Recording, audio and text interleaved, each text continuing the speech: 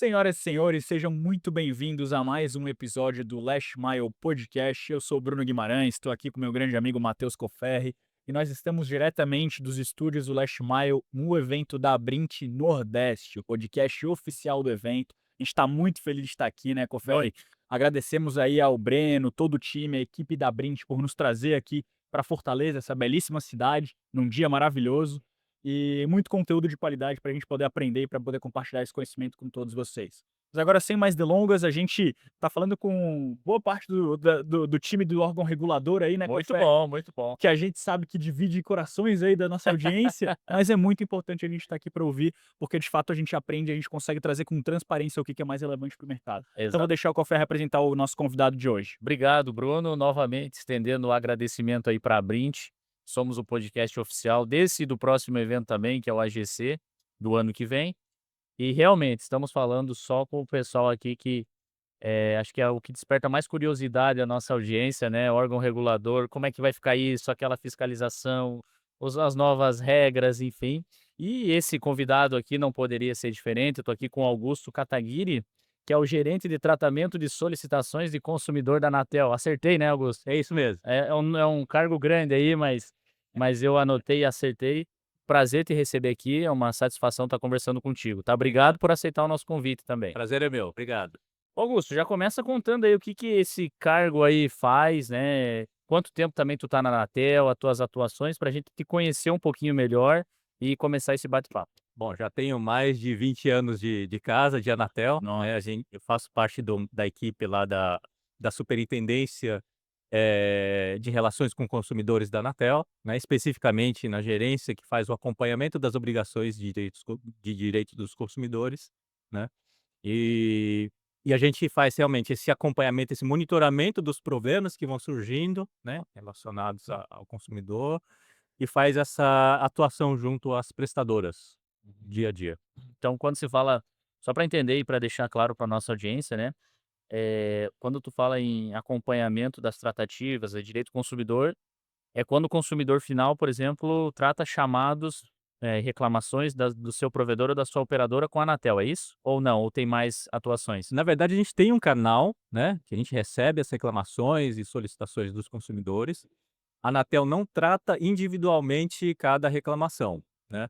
Essa reclamação, ele tem todo um processamento junto às prestadoras. Essa reclamação é encaminhada para as prestadoras, a prestadora tem um prazo de 10 dias para responder aquela demanda, né. O consumidor, se estiver satisfeito, ok, conclui a demanda. Essa demanda ela pode ser tanto via call center, pelo 1331 da Anatel, tem um aplicativo da Anatel Consumidor, né, que está crescendo bastante a adesão ao aplicativo, ou mesmo pelo site da Anatel, gov.br/Anatel. Ali também o consumidor consegue fazer a sua reclamação. Então, essa reclamação é registrada no Anatel Consumidor, a prestadora responde diretamente, interage diretamente para o consumidor, com o consumidor, porque queira ou não, quem vai resolver o problema não é a Anatel, Exato. Uhum. né, o cliente ele é cliente da operadora, da prestadora. Então a prestadora entra em contato com o seu cliente, resolve o problema e registra o que foi resolvido no Anatel Consumidor.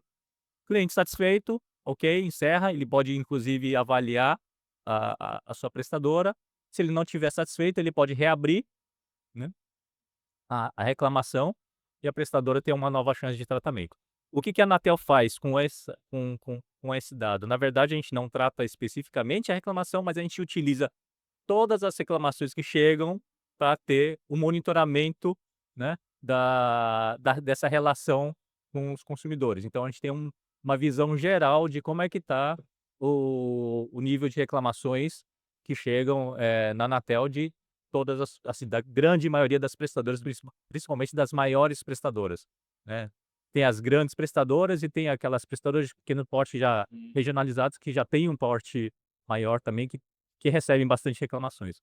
A partir da reclamação, desse monitoramento das reclamações, e em conjunto com outras informações, como a pesquisa de satisfação da Anatel, demandas de órgãos de defesa do consumidor, a gente avalia a necessidade de atuar junto à prestadora.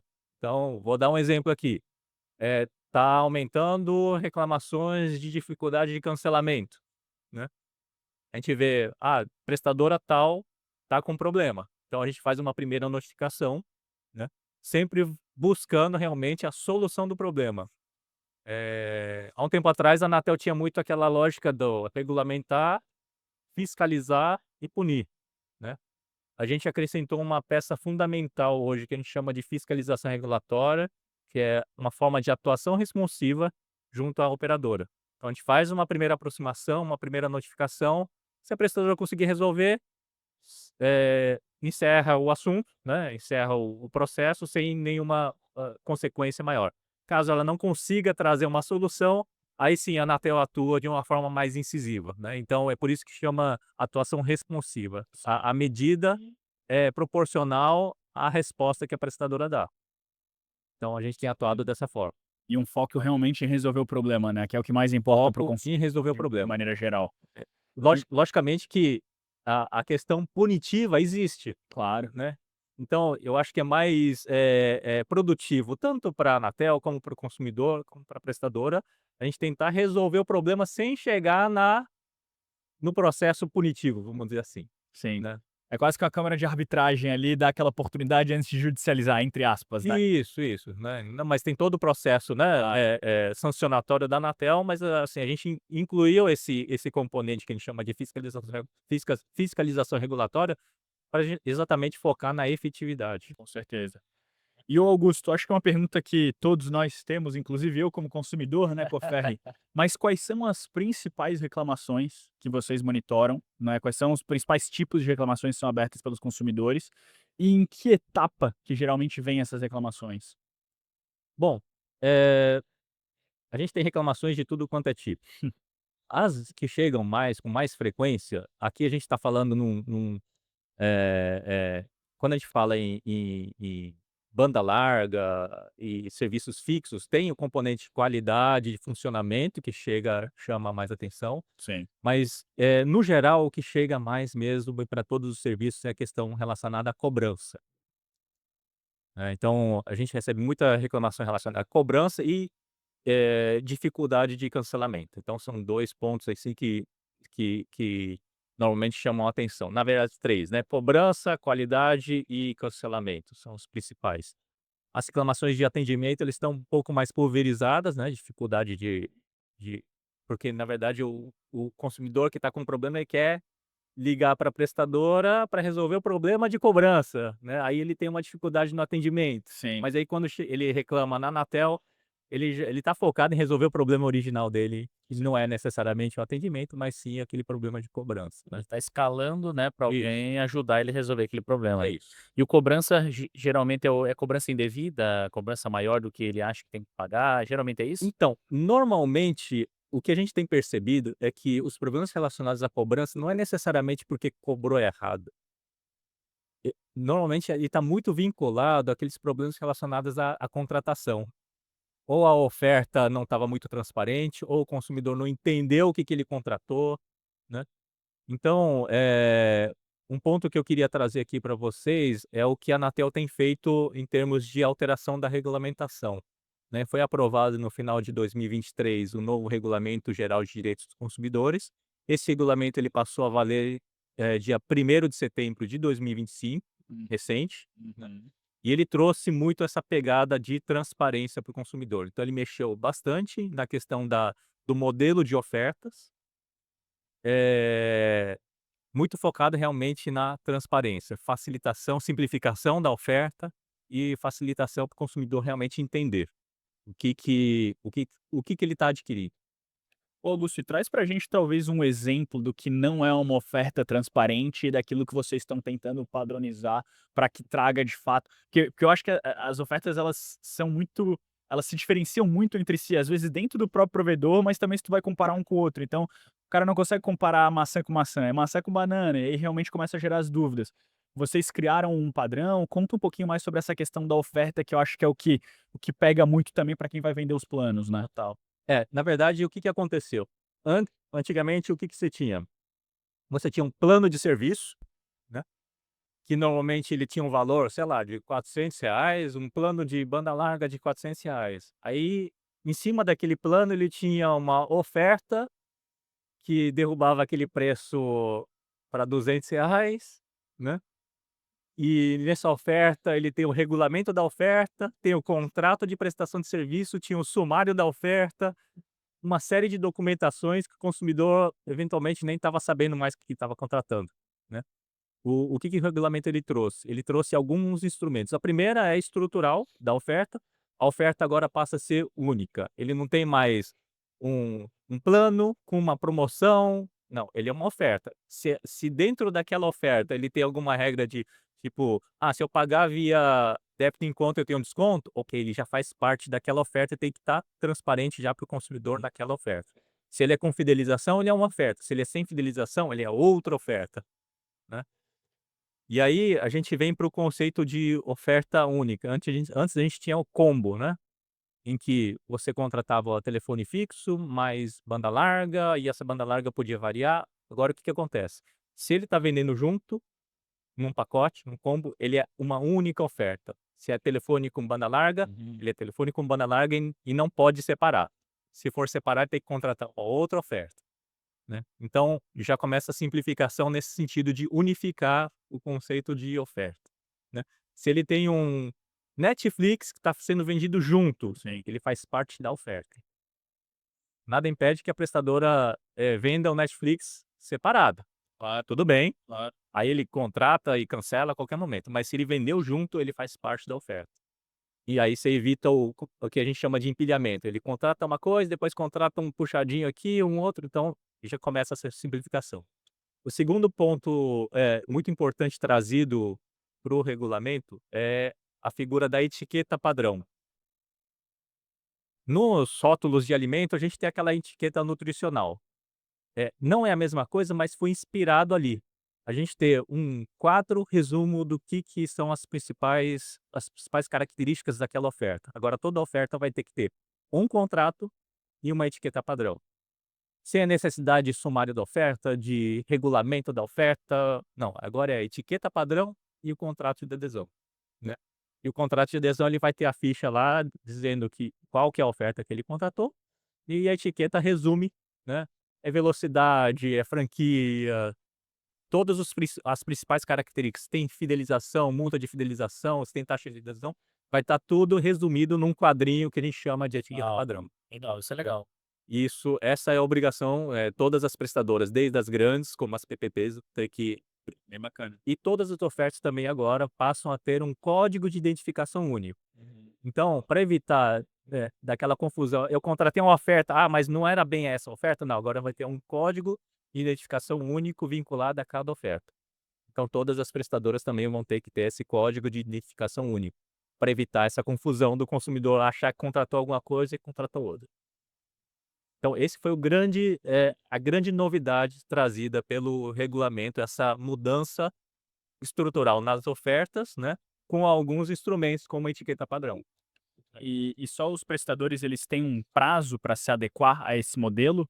Então, eles tiveram do final de 2023 até dia 1º de Esse já setembro. foi o prazo, entendi. 1º de setembro deste ano, passou a valer o regulamento. Então todas as prestadoras já têm que estar adequada ao novo regulamento. Ah, que legal. Isso. Pô, eu vou Quem não ver se tiver e quem não tiver, aí vai ser notificado. Então, o que que acontece? É lógico que a Anatel não tem condições de sair, olhando as 16.000 prestadoras, né. Mas o que que a gente faz? A gente faz esse monitoramento, a gente monitora por meio de reclamações, demandas de Procons, Ministério Público, que chega bastante para a gente também. Então a gente vai atuar realmente onde tem evidências que tem algum problema, Certo. né, senão a gente tem que priorizar. Então o foco nosso vai ser realmente, resolver o problema, mas resolver o problema que chega pra gente, né. Certo. Então, a gente tem todo um trabalho de monitoramento. Hoje a gente está numa frente muito forte de monitoramento das ofertas, né, eh, além lógico dos outros problemas que surgem, mas a gente está com um foco bem forte no monitoramento das ofertas e também na parte de atendimento, especialmente em canais digitais Uhum. de atendimento. Uhum. Legal. Tem uma dor também que acho que é de todos nós, de consumidores aqui, que você comentou anteriormente, que é a questão das chamadas abusivas, né. Sim. A gente recebe muita acho que vocês devem receber muitas solicitações disso, reclamações, né. Eu queria entender, talvez, o porquê de tantas chamadas abusivas e quais as ações que o time lá tá atuando para mitigar isso, se tem uma solução, não tem. Queria entender um Hum. pouquinho desse sentido. Bom, esse é um tema bem complexo, apesar de, assim, do senso comum achar que quem está te ligando são as operadoras de telefonia, o que a gente percebe que existem 3 principais fontes, assim, de chamadas. Empresas, e aí pode ser empresas de telefonia, bancos, varejo, empresas de seguro, pesquisa de opinião, que exercem sua atividade legítima, né, de mercado, mas que precisam do telefone para entrar em contato com o cliente, ou vender algum produto ou serviço, ou fazer alguma cobrança, né.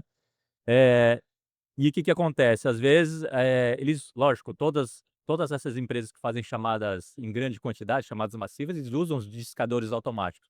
E às vezes o discador automático dele não está bem calibrado, ou ele não está tomando o cuidado necessário para disparar a quantidade de chamadas necessárias compatível com a quantidade de atendentes da empresa, né. Então esse é uma primeira situação, né, que a gente percebe vamos dizer assim, um exagero no disparo de chamadas. Só para vocês entenderem, normalmente tem um estudo estatístico, cada empresa faz seu levantamento estatístico. Para eu ter um atendimento, realmente, efetivado, né, uma ligação efetivada, eu preciso discar 5 para 5 números diferentes para um atender e eu ocupar o meu atendente. Às vezes em vez de discar 5 vezes, tá descalibrado, tá discando 100, Sim. 50, Aham. né. Então isso gera um incômodo pro cidadão, né. Outra situação é a prática chamada prova de vida, que realmente você não tem nenhum atendente do outro lado da linha, e basicamente é um gerador de de chamadas para ver que hora que você atende, que dia da semana que você tem mais tendência a atender, para qualificar a sua base, né, de número. Então isso gera um incômodo imenso, Isso porque é. não tem intenção nenhuma de falar com o cliente. E junto a isso, esse tipo de ligação, existe a prática do spoofing, que a gente chama, que é a adulteração do número de origem de chamadas. Então, eh eles utilizam dessa prática para não ser identificada, né, para quem está recebendo a ligação não conseguir identificar de onde está vindo. Então o que que eles fazem? Adulteram esse número, né, de forma ilegal, isso aí é uma irregularidade, usando desde números inexistentes até mesmo número existente. Então pode ser que alguém esteja fazendo spoofing com o meu número de celular, Nossa. e isso é muito difícil de pegar, né, não é simples de pegar, não é fácil, né, existe a Anatel tem e aí, com base nesse cenário, né, e fora os golpes, né, que a gente vê muito acontecer, a Anatel tem atuado, em 3 principais visando 3 principais estratégias. Diminuir quantidade de reclamações, garantir uma transparência para o consumidor que está recebendo a chamada, e 3, combatendo as fraudes. Sim. E aí eu vou dar alguns exemplos aqui de atuação. Quantidade de ligações, a gente tem, hoje valendo uma medida cautelar para bloquear as empresas que fazem ligação de forma ineficiente. Então a gente pega empresas que fazem mais de 100.000 ligações por dia. Se essas 100.000 ligações, 85% ou mais das ligações forem aquelas chamadas curtas de até 6 segundos, ou que são desligadas, ou que não atendidas, ou sequer completadas, mas se esse percentual passar de 85%, aquela empresa fica bloqueada de realizar chamadas por 15 dias. Olha só. Essa é a penalidade. É. Desde 2022, algo em torno de 230 bilhões de chamadas deixaram de rodar na rede de telefonia com base nessa medida. Bilhões. Bilhões, Meu Deus. bilhões, é com B mesmo. Então, é assim, foi uma medida efetiva? Foi, não tenha dúvida. Só que para o consumidor final, que antes recebia 40 e agora recebe 20, Ainda não tá continua com bom. problema, Com certeza. né. Mas certamente surtiu um efeito. Então esse é um exemplo de medida, e que está valendo ainda hoje, com foco na redução da quantidade. Medidas de transparência, qual empresa me ligou, né? O consumidor recebe uma chamada, ele quer saber que empresa que está ligando, ele consulta o site qualempresameligou.com.br e vai poder identificar qual empresa. Se for pessoa física, lógico, não vai poder, a gente não Claro. pode divulgar, mas as empresas estão cadastradas, que vai poder se consultar. Só que aí vem o problema do spoofing que eu falei, que é a adulteração do número de origem. E aí por isso a gente tem outras medidas de combate a esse tipo de situação. A gente tem hoje a ferramenta chamada Origem Verificada, Uhum. que é uma ferramenta opcional para quem quiser contratar e quem quiser se identificar. Então, só para exemplificar, a origem verificada, ele tem 2 componentes. A primeira é a autenticação da chamada e a segunda é a identificação. Então, só para trazer um exemplo para vocês, é o seguinte: imagina um banco que queira ligar para o Matheus e fazer um contato. O Matheus vai olhar no celular, está cansado de receber chamadas, mas e não atende, decide não atender. Mas o banco ele tem a intenção realmente de entrar em contato, às vezes é um problema de segurança. Se ele contratar a origem verificada, o que, que vai acontecer? Eh, Na chamada vai aparecer um checkmark para garantindo que aquela chamada não foi adulterada, então é a autenticação da chamada. E o banco também pode incluir a sua logomarca, o nome do banco e eventualmente até o motivo da ligação. Isso traz uma segurança muito maior para a empresa que realmente quer contactar o seu cliente.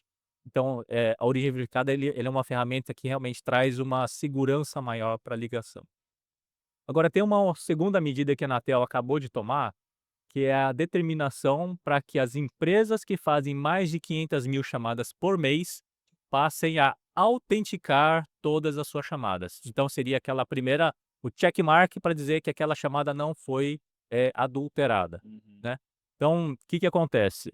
Saiu uma determinação da Anatel, né, as prestadoras desde 1º de novembro desse ano, desse mês, né, o 1º de novembro, Uhum. já estão monitorando as redes para identificar quais são as empresas que fazem mais de 500.000 chamadas. Então, todo mês vai fazer um monitoramento, todo mês identifica quais são as empresas que fazem mais de 500.000 chamadas. Essas empresas vão ser notificadas e eles vão ter mais 30 dias para se adequar e contratar a autenticação, implantar a autenticação das chamadas. E todas as chamadas daquelas empresas, são empresas que fazem uma grande quantidade, mais de 500.000 por mês, passem a autenticar. A gente espera que com isso, muitas das chamadas, passem a ser, trafegadas de forma segura, né, evite vamos dizer assim, o spoofing, né, a adulteração do código de origem, né. Então espera-se que em meados de janeiro, de 2026, as chamadas quase 50% das chamadas que trafegam na rede passem a ser autenticadas. Caramba, legal, hein? Perfeito. Quem sabe daqui a alguns anos a gente não vê as pessoas voltando a utilizar o telefone celular para fazer chamadas, né? Essa é a ideia. Seria uma vela É. de uma entrega. E Augusto, a gente já chegando ao finalzinho aqui da nossa conversa, né? Um modelo um pouquinho reduzido aqui do episódio do Last Mile, mas eu queria falar sobre um tema relevante que é a questão dos atendimentos digitais, que a gente até comentou rapidamente inicialmente. A gente sabe que agora, vivendo na era de inteligência artificial, muitas empresas estão de fato substituindo o atendimento humano por um atendimento realizado por agentes de IA. Tem empresas que fazem isso de maneira brilhante, mas tem empresas que nem tanto, né? Então, vocês estão olhando para isso? É um tema relevante? Tem alguma diretriz, alguma política que a empresa tem que adotar, ou pelo menos estar atenta? Como que a Anatel vai poder estar também defendendo o consumidor olhando para esses atendimentos digitais, né? Sim. Bom, atendimento telefônico não deixou de existir, continua a obrigação, existe o decreto saque, o regulamento do RGC continua com as obrigações de atendimento telefônico, mas o regulamento também trouxe um olhar muito atento, para os canais digitais de atendimento, né. Inclusive, agora existe a possibilidade da prestadora disponibilizar uma oferta com contratação e atendimento exclusivamente digitais, né. Legal. Para isso, ela tem que seguir uma série de requisitos nos canais de atendimento, para poder realmente ofertar esse tipo de produto. O que que acontece? Nesse caso, eh, ela vai poder deixar de disponibilizar para o consumidor o atendimento telefônico, o atendimento presencial. E todas as tratativas devem ser nos canais digitais. Então ele é focado, não é para todo mundo, né? Não é todo mundo que vai conseguir realmente ter essa interação com a prestadora só em canais digitais, então ele é um tipo de produto mais de nicho, vamos dizer assim, né. E com isso a Anatel vai ter um olhar muito atento a todos os requisitos dos canais digitais, né. Uma série de requisitos, rastreabilidade da demanda, né, a possibilidade dele, efetuar qualquer solicitação pelos canais, porque hoje a gente percebe, né, existem muitas questões que você só consegue resolver ligando, né. Sim. Então, mas para que a prestadora consiga realmente, possa ter esse tipo de serviço, ela tem que atender uma série de requisitos estabelecidos na regulamentação, para o seu canal digital de atendimento. Maravilha. Legal. Podia chegar nas companhias aéreas, né, Coferri? Vamos, sonhando, estamos sonhando, estamos sonhando. Pô, legal, Augusto. Muito obrigado aí. Infelizmente o tempo aí tá encerrando, né? Mas eu queria deixar esse espaço aberto, se caso a gente não tocou em algum assunto, se você quer dar um recado final, acho que agora é o momento aí, se você achar Tá prudente. bom. Então, essa é uma oportunidade boa para as prestadoras se rearranjarem, né. A gente está trazendo um modelo diferente de ofertas, todas as prestadoras vão ter que seguir isso. E eu acho que o diferencial vai ser realmente a qualidade do atendimento, né. O Uhum. consumidor, a transparência, a qualidade do atendimento, e isso acaba refletindo na satisfação dele e e e acaba um pouco aquela questão do, ele só está aqui porque está fidelizado contratualmente, né. Eu acho que é importante agora é fidelizar pela qualidade, pela transparência, pelo bom atendimento. É essa a intenção que a Anatel está trazendo com esse novo regulamento, essa intenção que a Anatel tá tendo com a forma de acompanhar também as obrigações, né, na atuação responsiva, é Uhum. foco na solução dos problemas. Ó, legal. Maravilha. Obrigado, Augusto, Ok? novamente. Desejo sucesso aí nessas iniciativas e prazer, muito prazer em falar contigo aí no podcast, tá?